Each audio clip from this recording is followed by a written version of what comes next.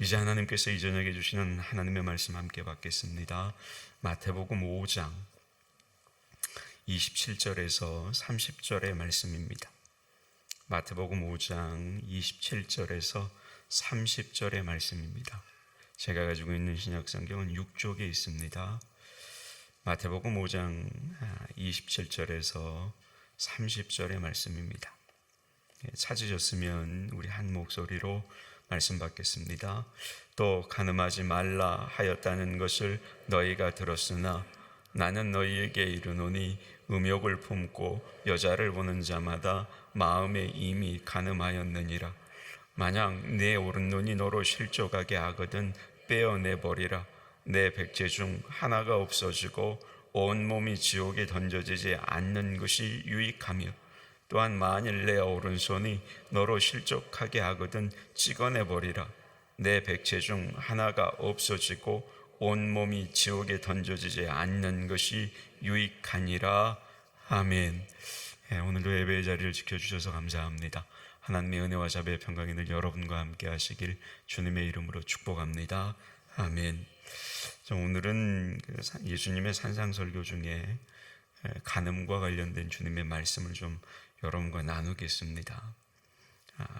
제가 이제 신학교 다닐 때입니다. 벌써 한 30년 됐는데, 신학교 다닐 때 당시에 이제 미국에서 목회하시는 선배 목사님이 학교 채플 시간에 오셔서 설교하신 내용 중에 아직도 잊혀지지 않는 내용이 하나가 있습니다.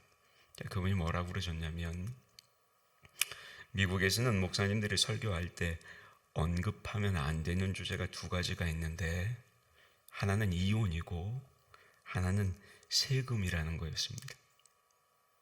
이 두 가지는 미국에서 목회할 때 웬만하면 언급을 안 하는 게 좋다는 거죠. 특히 이혼에 관한 설교를 하면 안 되는 이유가 미국에는 워낙 이혼한 사람들이 많기 때문이라는 거였습니다. 그리고 이제 이혼한 사람이 많기 때문에 교회의 아주 중요한 프로그램 중에 하나가 뭐냐면 이 독신자를 위한 프로그램이라는 거였습니다. 그러니까 이혼한 분들이 너무 많으니까 혼자 생활하는 독신자들이 많기 때문에 이분들이 신앙생활을 잘 하도록 교회에서도 많은 관심을 가지고 지도한다, 이제 이런 의미였습니다. 그러면서 곧 우리나라도 그러지 않았으면 좋겠는데 곧 대한민국도 그런 사회가 올 거라는 이야기를 한 적이 있었습니다. 그런데 여러분 어떠세요? 그 목사님의 말이 맞았습니다. 자금의 우리나라도 이혼 가정이 참 많이 있습니다. 그래서 저는 이제 이혼에 관한 말씀을 나누기가 참 어렵고, 그런 마음은 아닌데 본의 아니게 혹시라도 그런 아픔을 겪으신 성도님들에게 상처가 될까 굉장히 조심스럽기는 합니다. 이 말씀을 이제 나누는 지금도 마찬가지. 혹시 우리 성도님들 중에 혹시라도 상처받지 않는 분들이 상처받지 않으셨으면 좋겠습니다. 혹시 이런 이야기를 통해서라도 사실 저는 오늘 이제 이 본문은 좀 사실 뛰어넘고 싶었습니다. 왜 그랬을까요? 가장 큰 이유는 이제 우리도 이 성적 부도덕이나 이혼에 대해서 말하기 어려운 사회가 되어버렸기 때문입니다. 이런 문제를 다루기 어려운 이유는 두 가지입니다. 하나는 이런 문제가 사회에 너무 만연되었기 때문입니다. 예전에 이제 섬겼던 교회에서 제가 섬기던 교구의 한 성도님 한 분이 세상을 떠나셨는데 위암이셨어요. 위암이 발견돼서 서울모 병원에서 수술을 받으러 가셨는데 집도한 의사들이 개복을 했다가 수술을 못하고 그냥 덮어버렸습니다. 그리고 곧 돌아가셨어요. 왜냐하면 수술을 할 수 없을 만큼 암세포가 많이 퍼져 있었기 때문입니다. 우리 사회의 성적 부도덕이 이런 상태가 아닌가 하는 그런 생각이 듭니다. 사회에 너무 많이 퍼져 있어서 도대체 칼을 댈 수가 없는 정도가 되어버렸습니다. 그래서 사실 말씀을 나눌 엄두가 나질 않죠. 그러다가 이제 그런 생각이 들었습니다. 하나님의 말씀이 고치지 못할 게 뭐가 있을까? 여러분, 하나님의 말씀이 고치지 못할 게 있을까요? 그래서 이제 그 하나님의 은혜와 역사를 의지하고 건너뛰고 싶었지만 그럼에도 말씀을 나누는 겁니다. 다른 이유 하나는 뭐냐? 이런 말씀을 나누면 상처받을 분들이 계실 수 있기 때문입니다. 그런데 여러분, 하나님의 말씀은 결코 상처받은 사람에게 고통을 주는데 목적이 있는 게 아니죠. 성경에 하나님에 대해서 뭐라고 가르칩니까? 하나님은 상한 갈대를 꺾지 아니하고 꺼져가는 등불도 끄지 아니하시는 분이다. 이렇게 가르치시죠. 하나님의 말씀은 우리의 상처를 찢고 고통스럽게 하는 게 아닙니다. 다만 그 상처에 약을 바르고 어루만져 고쳐주시고 아울러 다시는 그런 상처를 받지 않도록 예방조치를 해주시는 겁니다. 그래서 그런 하나님의 은혜를 붙잡고 오늘 하나님의 말씀을 나누는 겁니다. 이렇게 나누는 말씀이 우리에게 상처가 아니라 치유가 되고 또 예방하는 그런 은혜가 되기를 바라는 마음에서 말씀을 나누는 겁니다. 자, 여러분, 사실 이 시대를 살아가는 우리는 24시간 무차별적으로 성적인 공격을 받으면서 살아가죠. 온라인에 접속하는 사람들 중에는 좋지 못한 영상들의 유혹 앞에서 망설이고 고민하는 그런 경우가 허다하고, 청소년들뿐만 아니라 이제는 성인들도 아예 아무런 비판의식도 갖지 못한 채 속수무책으로 거기에 끌려 들어가고 있는 것, 그게 여러분 우리가 살아가는 현실입니다. 성범죄 관련 뉴스들이 쏟아지고 차마 눈뜨고 볼 수 없는 외설적인 장면들이 오늘날 우리의 삶 구석구석 스며들어갈 수 있는 곳이라면 하나도 빼놓지 않고 깊이 침투해 있는 것, 그게 여러분 우리가 살아가는 이 사회의 현실이에요. 사실 여러분 20세기 중반까지만 해도 부정한 관계를 통한 성행위가 간음이며 악이라고 대부분의 사람들이 그렇게 그걸 인정을 했습니다. 그러나 오늘날은 소위 인간의 윤리규범을 연구하고 있다는 윤리학자들조차도 간음을 악이나 죄라고 규정하는 경우가 극히 드문 그런 시대가 되어버렸습니다. 무슨 말이냐? 남녀 두 사람이 서로 합의해서 그런 행위를 하는 것이 어떻게 악이 되냐는 겁니다. 낭만적인 사랑을 나눌 수 있는 조건만 갖추어지면 그런 행위는 개인의 자유인 것이고 누구든지 할 수 있다는 그 의식과 가치관들이 여러분, 특히 이 시대를 살아가는 지식인들 사이에 팽배해 있고, 그런 생각들이 이미 일반화되어 버린 것이 오늘날 우리가 살아가는 세상의 모습입니다. 한평생 변치 않고 정절을 지키면서 부부간에만 서로의 사랑을 주고받겠다고 하는 엄숙한 결혼 서약이 언제든지 번복 가능한 것으로 전락해버릴 정도로 그런 인간다운 모습을 상실해버린 무력한 세대, 여러분, 이것이 우리가 살아가는 이 세대의 모습입니다. 간음이 왜 죄인지조차도 분별을 못하는 그런 혼란함 속에 우리가 빠져서 살아가고 있다는 겁니다. 여러분, 우리는 이 사실을 분명히 직시하고 오늘 말씀을 받아야 하는 것이고, 아울러 우리가 살피는 본문의 말씀을 통해 우리가 살고 있는 이 시대의 현실을 직시할 수 있어야 되는 거죠. 그러나 이제 더 큰 문제가 있습니다. 그게 뭐냐? 하나님의 자녀요, 하나님의 말씀으로 날마다 거룩한 교육을 받는다고 하는 그리스도인들, 그 성도들도 세상 사람들과 별 차이가 없다는 것, 그게 문제죠. ASAP라는 미국의 한 기관이 있습니다. 그런데 이 기관에서 성범죄와 이혼에 대한 기독교인들의 일반적인 의식과 실제로 성범죄를 저지른 경험이 있는지에 대한 조사를 했고, 그리고 나서 다음과 같은 결론을 내렸습니다. 그 결론이 뭐냐? 목사나 평신도나 구분이 없이 믿지 않는 사람과 비교해 보았더니 그렇게 별 차이가 없다라는 겁니다. 두 부류 모두 비슷하게 생각하고 비슷하게 받아들이고 비슷하게 죄를 범한다는 겁니다. 물론 여러분, 이게 우리나라의 예의는 아닙니다. 그러나 우리가 귀를 담아 들을 필요가 있는 거죠. 그러면 여러분, 이런 결과를 통해 우리가 귀담아 들을 내용이 뭘까요? 이처럼 세상의 흐름에 익숙해지다 보니까 우리 자신이 얼마나 그런 세상의 문화에 둔감해져 있는지 모른다는 겁니다. 웬만한 성적인 문란함을 보아도 이제는 그렇게 썩 놀라지 않는다는 거예요. 예전 같으면 놀라 자빠졌을 사람들도 이제는 그냥 무심하게 쳐다보고만 있다는 거죠. 그만큼 우리 자신도 모르게 둔감해져 있다는 겁니다. 예수님을 믿는 우리도 마찬가지라는 거죠. 그렇게 둔감해져 버렸다는 겁니다. 따라서 여러분, 그런 의미에서 예수 믿는 우리 애들에게는 영적 위기인 거죠.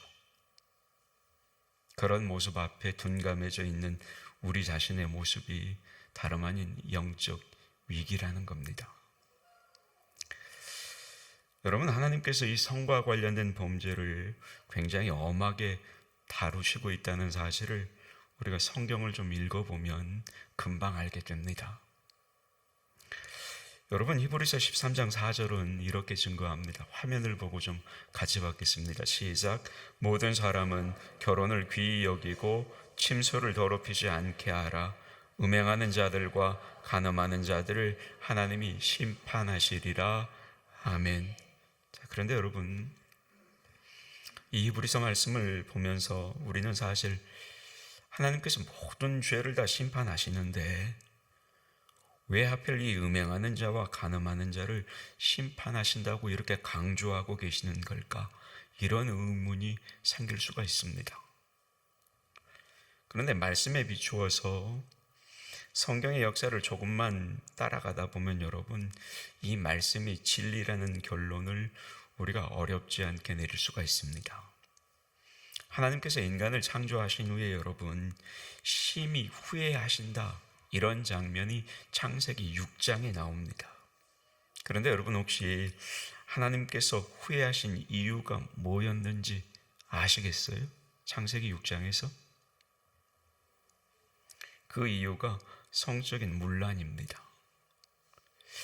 그 당시에 사람들이 얼마나 성적으로 타락했던지 더 이상 하나님께서 두고 볼 수가 없으셔서 하나님은 노아 가족만 남겨두시고 물로 세상을 심판하셨던 겁니다. 여러분, 하나님께서 무슨 이유로 소돔과 고모라 성을 갑자기 유황불로 멸망하게 하셔서 역사 속에서 완전히 사라지게 하셨습니까? 성경의 앞뒤를 자세히 읽어보면 여러분, 그렇게 하신 주 원인이 바로 성적인 타락이에요. 그러니까 이 두 가지 사건만 봐도 하나님께서 성적인 문란함, 성적인 타락에 대해서 얼마나 엄하게 다루시는지를 우리가 알 수가 있는 거죠. 그러면 여러분, 오늘날처럼 성적으로 문란해진 세상을 하나님께서 얼마나 오래 내버려 두실까? 그런 생각이 자동으로 드는 거죠. 만약에 하나님께서 우리를 심판하신다면 우리는 그 하나님의 심판을 과연 피할 수 있을까?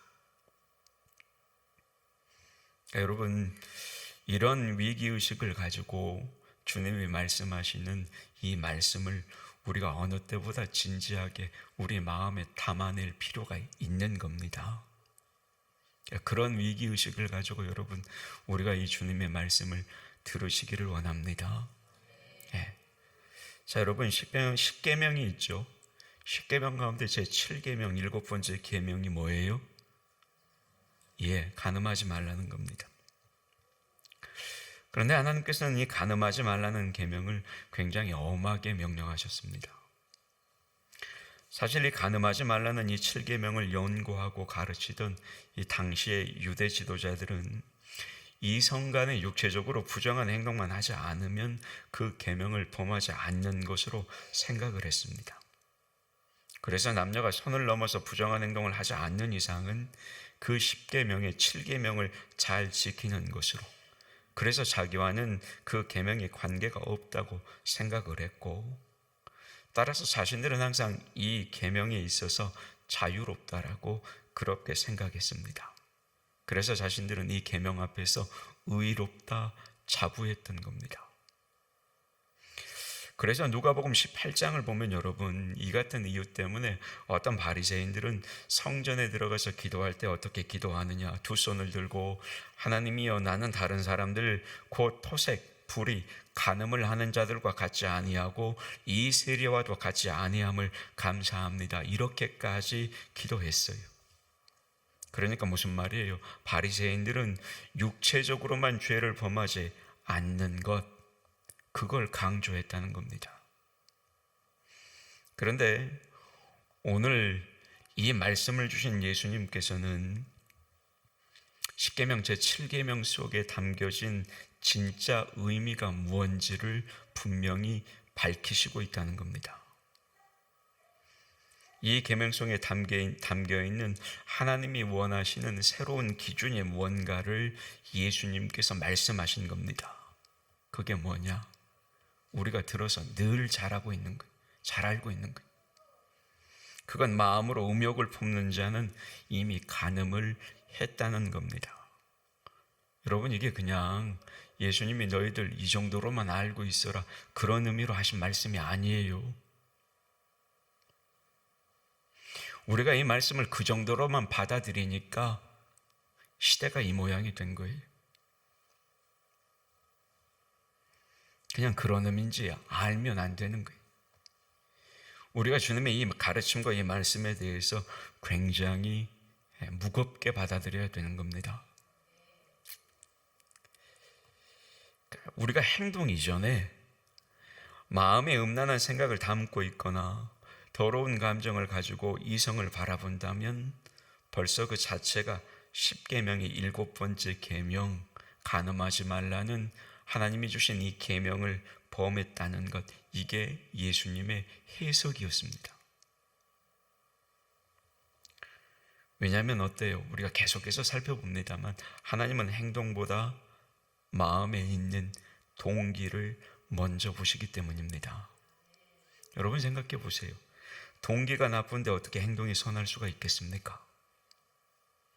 마음이 이미 잘못되었다면 아무리 행동이 선하다고 해도 그 행동을 선한 것으로 하나님은 인정하시지 않는다는 거예요.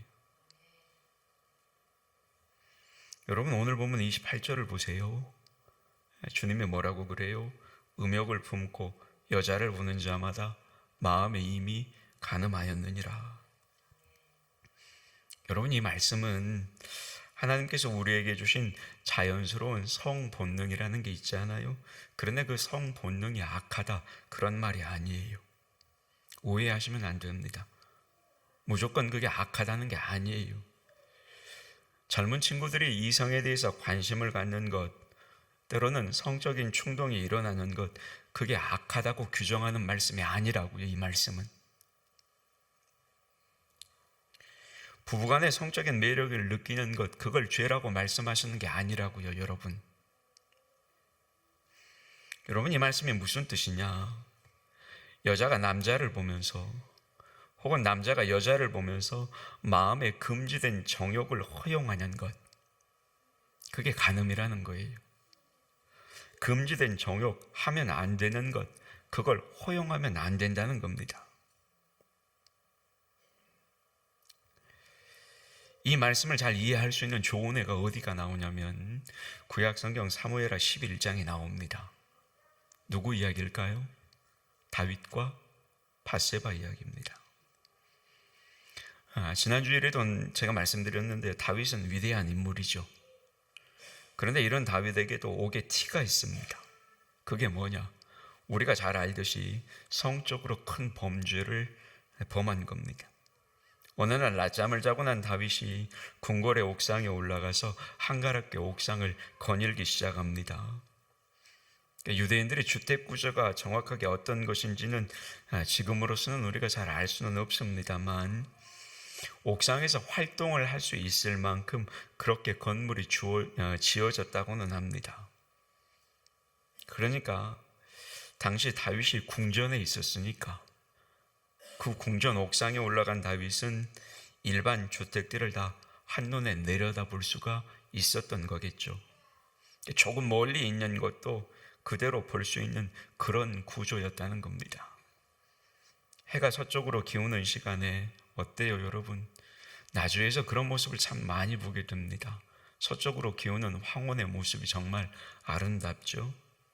추한 것도 아름답게 보이도록 만드는 정말로 그런 시간입니다. 그런데 그때 한 여인이 실내에서 목욕을 하기가 불편해서 그랬는지 바깥에 나와서 목욕을 합니다.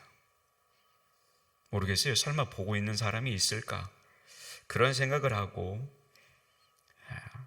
사람이 보이지 않자 옷을 벗고 자신의 몸을 씻었던 거죠. 그런데 하필 그 시간에 다윗이 그걸 본 겁니다. 해는 넘어가는 그 황금빛을 띠고 있고 그 햇살 아래서 젊은 여성이 벗은 몸으로 목욕을 하는 그 모습이 다윗에게 어때요? 대단히 유혹적이었을 겁니다. 그런데 여러분, 다윗이 아무리 왕이지만 다윗에게 있어서 그 여자는 금지된 영역 아니겠습니까? 어쩌다가 보았어도 눈을 빨리 돌리고 보지 말았어야 그게 맞는 겁니다. 고개를 돌리고 즉시 집 안으로 들어갔어야 그게 맞는 거예요. 그리고 더 이상은 생각하지 말았어야 그게 맞는 일인데 그렇지 않습니다. 여러분, 다윗에게는 당시에 10명이 넘는 아내가 있었습니다. 그런데 다윗이 그 장면을 한참 쳐다봅니다. 무슨 말일까요? 이미 다윗의 마음이 잘못되어 가고 있다는 거죠. 자꾸 관심이 갑니다. 누굴까? 참 예쁘구나. 그리고 결국 신하를 불러서 그 여인이 누구인지를 알아보라고 합니다. 여러분, 그게 뭐예요? 그게 망할 조짐이에요. 이미 망할 조짐이에요. 발을 들여놓아서는 안 될 자리인데 다윗이 점점 그 자리에 있다가 더 깊이 발을 들여놓는 겁니다. 그러나 여러분, 그때까지만 해도 다윗은 어때요? 여자를 궁으로 불러들여 나쁜 짓을 하지는 않았어요. 따라서 이때까지만 해도 서기관들이나 바리새인들이 해석하는 바에 의하면 다윗은 간음죄를 진 거예요? 안 진 거예요? 안 진 겁니다. 의로운 사람이에요. 그러나 여러분, 예수님께서 가르쳐 주시는 기준에 의하면 다윗은 이미 간음한 거예요? 안 한 거예요? 한 거예요. 이미 10계명 중에 7계명을 범한 죄인이었습니다. 베드로후서 2장 14절의 말씀처럼 음식에 가득한 눈을 가지고 마음으로 범죄하기를 쉬지 않는 그런 사람이 바로 이 다윗이 되어버린 겁니다. 그러므로 다윗은 이미 여자를 궁으로 불러들이기 몇 시간 전부터 이미 이 간음죄를 범한 죄인이 된 겁니다. 여러분, 마음으로 간음을 하는 사람은 적절한 상황만 주어지면 어때요? 언제든지 그 마음을 행동에 옮길 가능성을 가지고 있는 사람입니다. 도둑은 귀에만 있으면 어때요? 도둑은 귀에만 있으면 쉽게 훔치죠. 왜요? 밤낮 훔치는 생각만 하기 때문입니다. 그러니까 그 생각만 하고 있는 사람에게 기회가 주어지면 그걸 행동으로 옮기는 일은 그렇게 어려운 일이 아니라는 거예요. 마찬가지로 마음으로 음란한 생각이나 부정한 생각을 늘 하고 있는 사람에게는 기회가 주어지면 그 생각을 행동으로 옮기는 게 그렇게 어렵지 않는 겁니다. 따라서 예수님은 이미 마음으로 잘못된 것은 곧 계명을 어긴 것이다, 이렇게 보신 겁니다. 예수님이 더 구체적으로 살피시고 아셨던 거지요. 따라서 여러분, 우리가 주님의 이 기준에 맞추어서 간음을 범하지 않기 위해서는 가장 중요한 게 뭘까요? 우리의 마음을 지키는 겁니다. 우리 마음을 지키는데 우리의 온 힘과 정성을 다 쏟아야 한다는 거예요. 여러분 어때요? 밤이 돼서 보통 잠자리에 들기 전에 문단속을 하죠. 좀 더 예민한 사람들은 어떻게 합니까?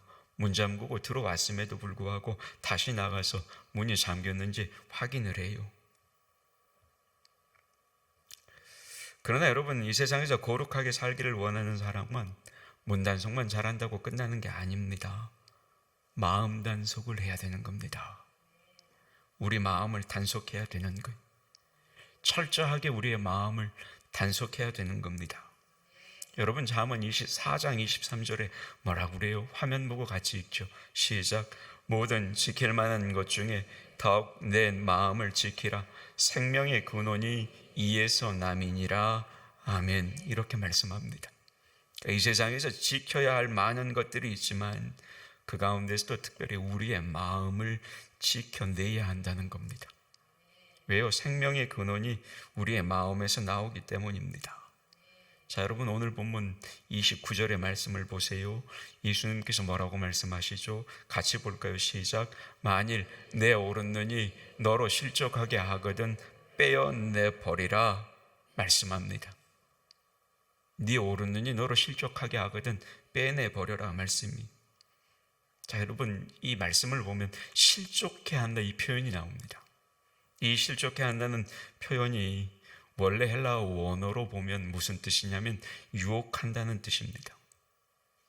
그리고 이제 헬라어로 이 유혹한다는 말을 조금 더 구체적으로 살펴보면 어디에서 이 어원이 출발하냐면 낚시에서 출발합니다. 무슨 말이냐? 낚시 바늘에 뭘 끼워요? 미끼를 끼죠. 낚시 바늘에 미끼를 끼워가지고 물속에 던져놓고 그 낚싯대를 잡고 어때요? 물고기 오라고 살살 이렇게 흔드는 겁니다. 그걸 가리키는 게 29절에서 말씀하고 있는 실족해 한다의 원어의 표현입니다. 따라서 여러분, 이 29절의 말씀은 이런 의미입니다. 네 오른쪽 눈이 이렇게 살금살금 너를 유인하는 미끼 역할을 한다면 빼어내버려라. 두 눈을 다 가지고 지옥에 들어가는 것보다 차라리 한 눈만 가지고 천국에 들어가는 것, 그게 훨씬 더 낫다는 뜻이에요. 여러분, 굉장히 과격한 말씀 아닙니까? 내 마음의 빗장을 열어서 음란한 생각을 받아들이게 만드는 그게 있더라면 그게 내 눈이라도 빼어버리고 내 손이라도 그걸 찍어내 버리라는 겁니다. 그런데 여러분, 뽑아봐야 두 번밖에 더 뽑겠습니까? 아무리 찍어내봐야 두 번밖에 더 찍어내겠습니까? 그런데 여러분, 만약에 그렇게 두 눈을 뽑고 두 팔을 찍어낸다고 해서 우리가 간음죄를 범하지 않을까요? 눈에 안 보인다고 우리 마음으로 항상 거룩한 생각만 합니까? 그렇지 않지 않아요. 누구보다 우리가 잘 알죠. 두 손이 없다고 해서 마음으로 간음죄를 범하지 않는 건 아니잖아요. 마가복음 7장 21절에 여러분, 사람의 마음속에 악한 것이 있다고 말씀합니다. 그리고 그 중에 가장 대표적인 것이 뭐냐? 악한 생각, 곧 음란이요, 이렇게 말씀합니다. 모든 성적인 부정한 생각들과 감정들이 이처럼 우리 마음속에서 치밀어 올라오는데 우리가 손을 자르고 눈을 뽑는다고 해서 그게 해결될 것이냐, 이 말이에요. 그럼 여러분, 이 말이 도대체 무슨 뜻일까요? 초대교회에 성 안토니라는 유명한 성자가 있었습니다. 이 사람은 젊은 나이에 어떻게 하면 하나님의 거룩하심을 쫓아 거룩하게 살아볼까 하는 생각을 했습니다. 그런데 사회생활을 하다 보니 보는 것마다 죄고 느끼는 것마다 죄고 듣는 것마다 죄임을 깨달았습니다. 그래서 이래서는 도무지 주님이 원하시는 거룩한 생활을 할 수 없다고 판단해서 이 성 안토니는 모든 것을 다 뒤로 하고 사막으로 들어갑니다. 그리고 사막에서 35년을 고행을 합니다. 이분이 고행한 기록들이 역사책에 남아있는데 읽어보면 그저 처절한 몸부림일 뿐입니다. 안 본다고 해서 죄를 범하지 않았으면 아마 이 성 안토니는 지상 천국에서 살았을 겁니다. 그런데 보지 않는 그 자리에 더 무서운 유혹이 있다는 사실을 이 성 안토니가 깨닫게 됩니다. 밤마다 이 성 안토니는 마귀에게 시달립니다. 정욕 때문에 몸부림을 치고 씨름을 합니다. 그리고 그렇게 엎치락 뒤치락 하기를 35년. 그렇게 그가 고행을 끝내고 나서 결론적으로 한 말이 뭔 줄 아세요, 여러분? 그가 이렇게 결론을 냅니다. 다른 게 아닙니다. 그저 35년 동안 시달렸습니다. 이게 이 성 안토니의 고행의 결론이었습니다. 무슨 말이에요? 인간은 별 수가 없다는 말이에요. 아무리 고행을 해도 별 수 없다는 말입니다. 따라서 여러분, 주님께서 지금 오늘 본문에서 우리에게 하시는 이 말씀, 내 오른눈이 너로 실족하게 하거든 떼어내버리라, 내 오른손이 너로 실족하게 하거든 찍어내버리라, 이 말씀들을 글자 그대로 이해하면 안 된다는 거예요. 그럼 뭔 뜻일까요? 그건 여러분, 우리의 마음을 단속하기 위해서 최선의 노력을 다하라는 겁니다. 눈을 뽑아낼 사람처럼, 손을 찍어낼 그런 사람처럼 비장한 결심을 하고 우리의 마음을 지켜라, 이 말씀이에요. 여러분, 우리는 잘 알죠. 우리의 마음이 뭔가에 한번 홀리기 시작하면 그 마음을 막을 방법이 없다는 걸 우리는 잘 압니다. 그래서 어때요? 마음이 한번 홀리면 생각을 안 하려고 애써도 애쓸수록 더 생각하게 되는 겁니다. 아, 이러면 안 돼 라고 생각하면서 몸부림치면 몸부림칠수록 더 그것에 집착하게 되는 겁니다. 정말 무서운 거죠. 따라서 여러분, 우리의 마음이 그런 생각, 그런 굴레에서 벗어나기 위해서는 어때요? 우리 눈을 뽑듯이, 우리 손을 찍듯이 그런 결단을 하고 우리의 마음을 지켜내야 한다는 겁니다. 예수님의 말씀은 이 말씀이에요. 시간이 갔으니까 오늘은 여기까지 하겠습니다. 나머지는 다음 시간에 좀 살펴보겠습니다. 이제 다음 시간이 사실은 이 주님의 가르침과 관련해서 진짜 말씀입니다. 오늘은 간음하지 말라, 눈을 빼버려라, 손을 찍어내버려라, 이게 어떤 의미인지를 먼저 살폈고, 다음 시간에 우리가 우리의 마음을 지켜내기 위해서 도대체 무엇가 필요한지를 말씀을 통해 좀 살펴보겠습니다. 기도하죠. 하나님, 감사합니다. 세상이 참 악해져